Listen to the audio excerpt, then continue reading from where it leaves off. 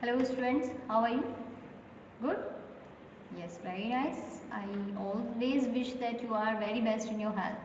And with this hope, welcome to online classes by SCN Children Academy, Haldor, Bijnor. Myself Tabassum Parveen, and today I have brought you the next topic of your class 9th English, book Behind, and topic is A Truly Beautiful Mind.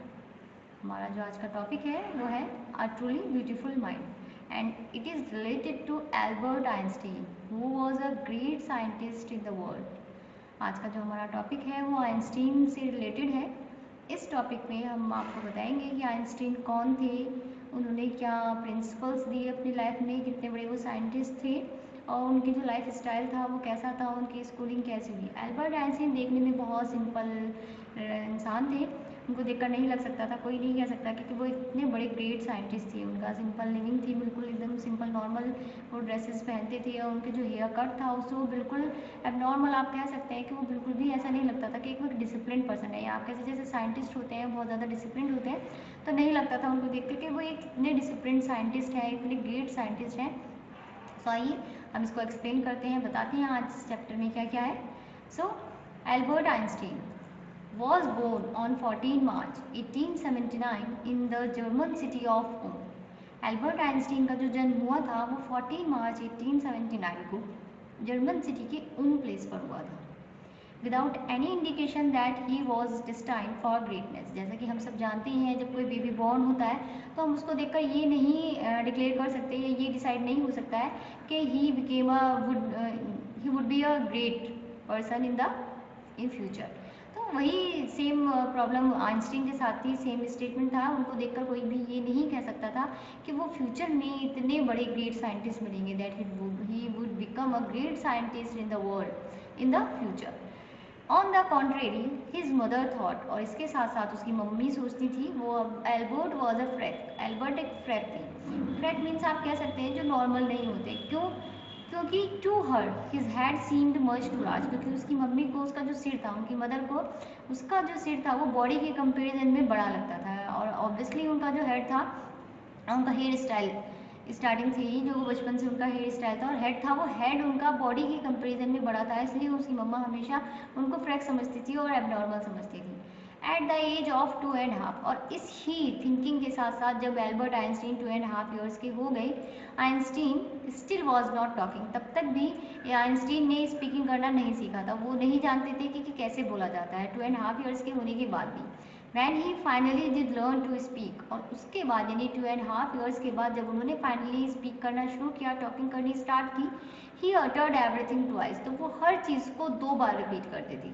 ये उनकी कहीं ना कहीं उनके अंदर आप कह सकते हैं कि उनकी डिसेबिलिटी थी कि वो हर वर्ड को 2 टाइम्स रिपीट करते थे। Einstein did not know what to do with other children and he didn't know what to do and how to behave with the other children. It means वो नहीं जानते थे कि बाकी अदर चिल्ड्रन के साथ उन्हें कैसे बिहेव करना है, कैसे उनके साथ रहना है। And also his playmates called him brother boring, और जो उनके प्लेमेट्स थे वो इसी वजह से उनको ब्रदर बोरिंग कहते थे, क्योंकि एल्बर्ट आइंस्टीन बाकी बच्चों की तरह नहीं खेलते थे और ना ही बाकी चिल्ड्रंस की तरह उनके साथ कॉपरेट करते थे। वो जो थे एल्बर्ट आइंस्टीन अपने आप में सेल्फ कॉन्सेंट्रेटेड बॉय थे, इसलिए उनके प्लेमेट्स उनको ब्रदर बोरिंग कहा करते थे। So the youngster played by himself, और एवरी टाइम जितना भी टाइम आइंस्टीन खेलने में लगाते थे, मच ऑफ द टाइम वो अकेले ही खेला करते थे, किसी को भी अपना प्लेमेट नहीं बनाते थे। इसी वजह से सारे प्लेमेट्स उनको ब्रदर बोरिंग कहते थे और ऑलरेडी वो एक सेल्फ आप कह सकते हैं सेल्फ कंसिडर्ड पर्सन थे। ही स्पेशली लव मैकेनिकल टॉयज, और वो स्पेशली मैकेनिकल टॉयज को पसंद किया करते थे, किसी नॉर्मल टॉयज के साथ नहीं खेला करते थे। मैकेनिकल टॉयज यानी ऐसे टॉयज जिनमें मशीनरीज लगी होती थी, उन सबके साथ वो खेला करते थे। इसीलिए क्यों? क्योंकि उनका जो इंटरेस्ट था वो मैकेनिज्म में ज़्यादा था। Looking at his new born sister, कुछ टाइम बाद जब उनकी एक न्यू बोर्न सिस्टर पैदा हुई जिसका नाम माजा था, he is said to have said, उन्होंने कहा फाइन, जब उन्होंने उसको देखा और वो उसके फीट्स देखने में यानी पैर देखने में अनेबल हुए, यानी उन्हें नहीं दिखाई दिए, अपनी न्यू बोर्न सिस्टर के पैर नहीं दिखाई दिए। But where are her wheels, तो उन्होंने अपनी मम्मा से ये क्वेश्चन किया कि वेयर आर हर व्हील्स, उसके फीट कहाँ हैं। यहाँ व्हील्स को जो है कंट्रास्ट किया गया है फीट्स के साथ कि उसके फीट्स कहाँ हैं, इसलिए उन्होंने जो वर्ड्स है वो यूज़ किए वेयर आर हर व्हील्स। उन्होंने उसको पूछा कि उसके व्हील्स कहाँ हैं। क्यों? क्योंकि वो मैकेनिकल टॉयज में ज़्यादा इंटरेस्ट लेते थे, तो उनके मुंह से जो वर्ड निकला फीट्स के लिए वो व्हील्स था। ये वर्ड से पता चलता है कि वो कितने ज़्यादा इंटरेस्टेड थे मैकेनिकल टॉयज में। A headmaster once told his father, एक बार उनके हेड मास्टर ने, जब वो स्कूलिंग करनी स्टार्ट की उन्होंने, तो हेड मास्टर ने उनके फादर को बुलाया that what Einstein choose as a profession would not matter। उन्होंने उनको डिक्लेयर किया, उनको इन्फॉर्म किया कि आइंस्टीन फ्यूचर में जो भी प्रोफेशन चूज करेंगे वुडंट मैटर, उससे कोई फर्क नहीं पड़ता है, वो मैटर नहीं रखता है, because he will never make a success at anything. क्यों? क्योंकि वो किसी भी प्रोफेशन में, जो भी वो प्रोफेशन अपने फ्यूचर में चूज करने वाले हैं, वो किसी भी प्रोफेशन में, किसी भी स्फेयर में वो सक्सेस नहीं हो सकती, उन्हें सक्सेस नहीं मिल सकती। तो ये सब जो सेंटेंस उन्होंने कहे उनके फादर के लिए, तो ऑब्वियसली उनकी स्टडी से बिलोंग करते हुए, क्योंकि उनका जो कॉन्सेंट्रेशन था वो स्टडी में इतना ज़्यादा नहीं था। Einstein began learning to play the violin at the age of 6। जब वो 6 ईयर्स के हो गए तो आइंस्टीन ने वायलिन बजाना शुरू किया।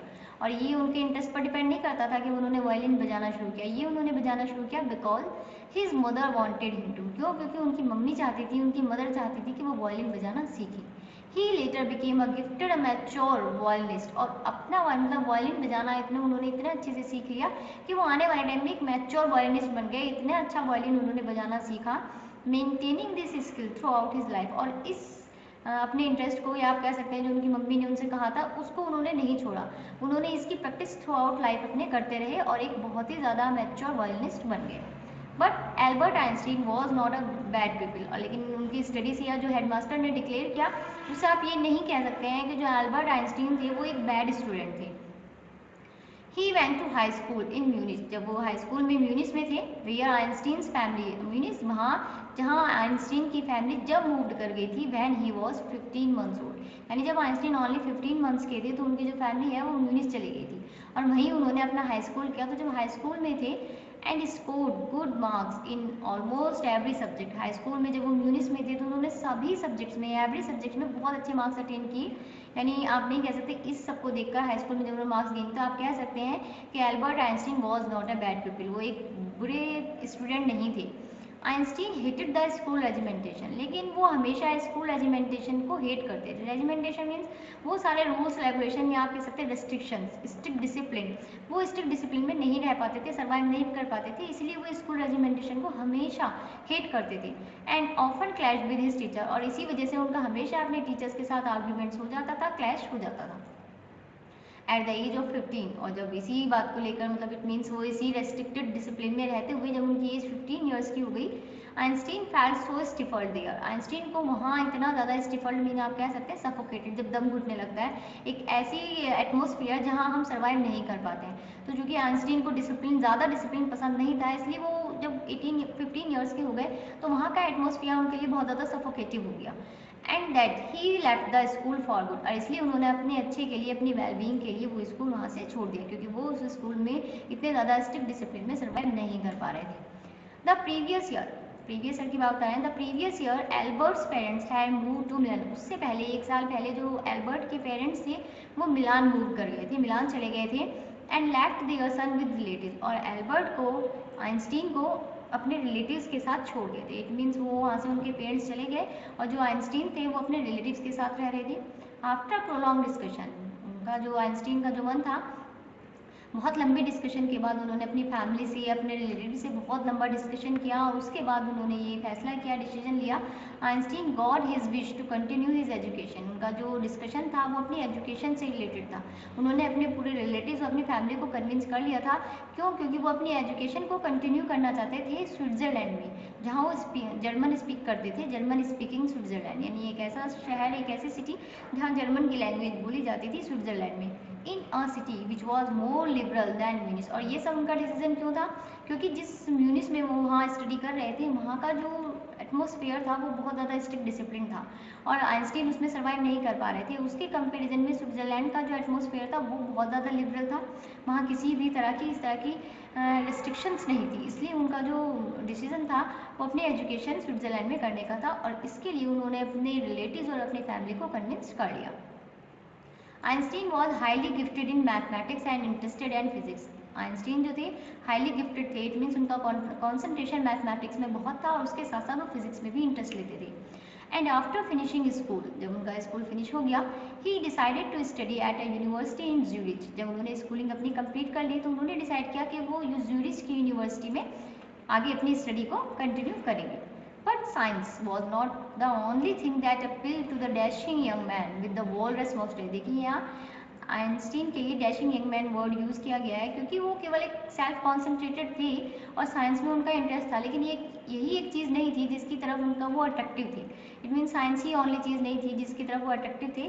विद द वॉलरस मॉस्टेज, यहाँ उसके बताए गए उनके फीचर्स भी बताए गए हैं कि उनकी वॉलरस, आपने देखा होगा वॉलरस लंबी यानी उसके बहुत ज़्यादा लंबे फीट्स होते हैं, तो उसी तरह कहना है कि वॉलरस की तरह उनकी लंबी मूछें थी, जैसे वॉलरस मॉस्टेज कहा गया है, यहाँ कंपेरिजन किया गया है। तो डैशिंग यंग मैन यानी आइंस्टीन जो थे एक डैशिंग यंग मैन थे और साइंस ही उनका केवल एक इंटरेस्ट नहीं था, वो और भी बहुत सारी चीज़ें थी जिनकी तरफ वो अट्रैक्ट होते थे। He also felt a special interest in a fellow student, और वो हमेशा अपने एक फेलो स्टूडेंट में बहुत ज़्यादा इंटरेस्ट लेते, यानी साइंस के साथ साथ जो उनका इंटरेस्ट था वो अपने एक फेलो स्टूडेंट में था। कौन थी वो? मिलेवा मैरिक, यानी मिलेवा मैरिक जो थी उनकी एक फेलो स्टूडेंट थी, आप कह सकते हैं फीमेल फेलो स्टूडेंट थी, जिनमें वो बहुत ज़्यादा इंटरेस्ट लेते थे और बहुत ज़्यादा उसके लिए अट्रैक्ट होते थे उसकी ओर। whom he found to be a clever creature, और वो उनको समझते थे कि वो बहुत ही क्लेवर क्रिएचर है। क्यों? क्योंकि वो आर्ट, म्यूजिक और लिटरेचर में बहुत ज़्यादा इंटरेस्ट लेती थी, तो इसलिए वो उनको बहुत ज़्यादा क्लेवर क्रिएचर समझते थे, मानते थे। दिस यंग सर्ब, यहाँ जो मिलेवा मैरिक है उनको सर्ब कहा गया है क्योंकि मिलेवा मैरिक जो थी वो सर्बिया से आई थी, इसलिए यहाँ उनको सर्ब बोला गया है। This young Serb had come to Switzerland, ये स्विट्जरलैंड आई थी because the university in Zurich was one of the few in Europe, क्योंकि जो ज्यूरिच की यूनिवर्सिटी थी ये यूरोप में उनमें से एक यूनिवर्सिटी थी where women could get degrees, जहाँ वुमेन्स को यानी फीमेल्स को डिग्रीज मिल सकती थी, एजुकेशन मिल सकती थी। Einstein saw in her and ally against the Philistines, और एली उसको अपने अगेंस्ट एक फिलिस्टीन समझते, फिलिस्टीन यानी वो सारे फिलिस्टीन्स कह सकते हैं आप, क्योंकि Einstein already multi talented person थे। उसी तरह जो मिलेवा मैरिक थी वो आर्ट, लिटरेचर और म्यूजिक में इंटरेस्ट लेती थी, इसलिए वो अपने अगेंस्ट उसको फिलिस्टीन समझते थे। Those people in his family and at the university with whom he was constantly at odds. The couple fell in love, कह रहे हैं उन सब people with those people in his family, उनकी फैमिली में वो सारे people at the university और यूनिवर्सिटी के वो people with whom, जिनके साथ he was constantly at odds, जिनके साथ वो हमेशा मतलब आप कह सकते हैं जिसके साथ उनकी थिंकिंग मैच नहीं होती थी। यहाँ उनकी मिलेवा को वो अपने अगेंस्ट समझते थे, क्रिस्टीन समझते थे, क्योंकि वो भी बहुत ज़्यादा टैलेंटेड थी। द कपल फैल इन लव, और ये सब यानी आपस में स्टडी करते हुए इतने सारे फीचर्स मिलने के बाद वो जो कपल थे वो फैल इन लव, एक दूसरे से प्यार करने लगे। लेटर सर्वाइव इट मीन्स उनके बीच में लेटर्स भी लव लेटर्स भी दिए गए। Letter survive in which they put their affection into words, और जब उन्होंने आपस में एक दूसरे को लेटर्स दिए तो उन्होंने जो अपना अफेक्शन है यानी अपनी जो फीलिंग्स है, अपने जो इमोशंस है, उन्होंने वर्ड्स में डिस्क्राइब किए। मिक्सिंग साइंस विद टेंडरनेस, और अपने उस लेटर्स में भी उन्होंने, क्योंकि वो साइंस से बहुत ज़्यादा इंटरेस्ट थे, अपने उस लेटर में भी उन्होंने कहीं ना कहीं साइंस को टेंडरली बहुत ज़्यादा यूज़ किया। रोट आइंस्टीन, और इसी से रिलेटेड बता रहे हैं कि आइंस्टीन ने जो अपने लेटर में लिखा, how happy and proud I shall be, मैं कितना हैप्पी और प्राउड हूँगा, when we both have brought our work, जब हम अपना वर्क कर लेंगे, ऑन रिलेटिविटी, अपने रिलेटिविटी यानी इनका जो प्रिंसिपल था जिस पे वो वर्क कर रहे थे, relativity to a victorious conclusion, जब हम अपने जो हमारा टॉपिक है रिलेटिविटी साइंस का, जब हम उसके विक्टोरियस कंक्लूजन पर पहुंच जाएंगे तो मैं बहुत ज़्यादा खुश और बहुत ज़्यादा प्राउड फील करूँगा। ये जो था उनका साइंस से मतलब मिलेवा के लिए वो अफेक्शन रखते थे, लव रखते थे, और उसके साथ साथ जब उन्होंने उन लेटर्स को उनको दिया, अपने लव लेटर्स उनको दिए, तो कहीं ना कहीं उनका जो साइंस के प्रति इंटरेस्ट था, साइंस के लिए उनका जो प्यार था, वो भी उनके कहीं ना कहीं लेटर्स में शो होता।